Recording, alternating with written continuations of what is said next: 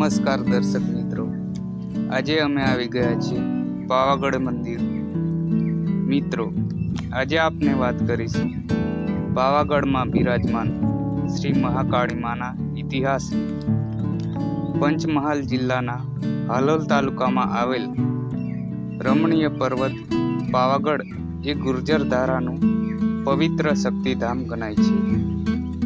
આ રમણીય પર્વતના સૌથી ઊંચા શિખરની ટોચ પર બિરાજમાન સાક્ષાત શક્તિ સ્વરૂપ જગત જનની માં કાલિકાના દર્શનાર્થે વિશાળ સંખ્યામાં શ્રદ્ધાળુઓ ઉમટી પડે છે અને શ્રી મહાકાળી માના દર્શન કરીને ધન્યતા અનુભવે છે.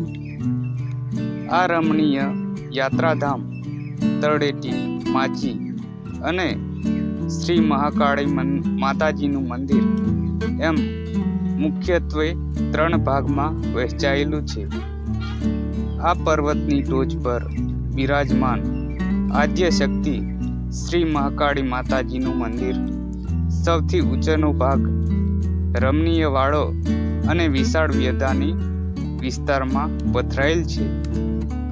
અહીં આવેલું છાશિયું દૂધિયું તળાવ તેમજ પ્રાચીન લકુલિશનું મંદિર ભાવિકોમાં વિશેષ મહત્વ ધરાવે છે. તો મિત્રો, જાણીએ પાવાગઢના રોચક ઇતિહાસ વિશે. મિત્રો, હજારો વર્ષ પહેલા ધરતીકંપ આવેલો, તેમાંથી ફાટેલ જ્વાળામુખી અને તેમાંથી આ પાવાગઢના કાળા પથ્થરવાળો ડુંગર અસ્તિત્વમાં આવ્યો.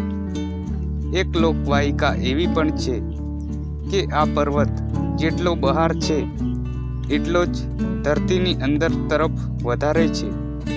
તેના પા જેટલો ભાગ જ દેખાય છે, તેથી જ તે પાવાગઢ તરીકે ઓળખાયો. હજારો વર્ષ પૂર્વે પુરાણ કાળમાં મહર્ષિ વિશ્વામિત્ર આ પર્વતમાં વાસ કરતા હતા. આ પવિત્ર તપોભૂમિ પર ઉગ્ર તપસ્યા કરીને આરાધના કરીને બ્રહ્મસિંહનું શ્રેષ્ઠ પદ પ્રાપ્ત કર્યું હતું. એવું પણ કહેવાય છે કે કાલિકાજીએ આપેલ મંત્રનું અનુષ્ઠાન કરીને આ બ્રહ્મશ્રી પદ પામ્યા હોવાથી તેને ચિરંજીવી રાખવા માટે આ રમણીય પર્વત તેના સૌથી ઊંચા શિખર પર તેમને સ્વયં જગત જનની માં કાલિકાની સ્થાપના કરી. મહર્ષિ વિશ્વામિત્રએ મહાકાળી માની પાવાગઢ ડુંગર પર સ્થાપના કરી. આ ઉપરાંત એક બીજી દંતકથા એવી પણ છે જે પાવાગઢ સાથે જોડાયેલી છે.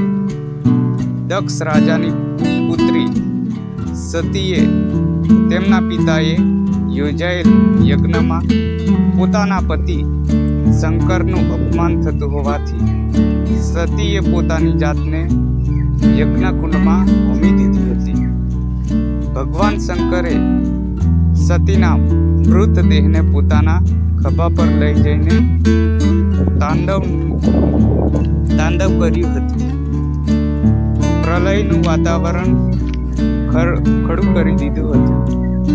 દેવોની વિનંતીથી વિષ્ણુ ભગવાને સુદર્શન ચક્ર દ્વારા સતીના અંગોના વિચ્છેદ કર્યા હતા.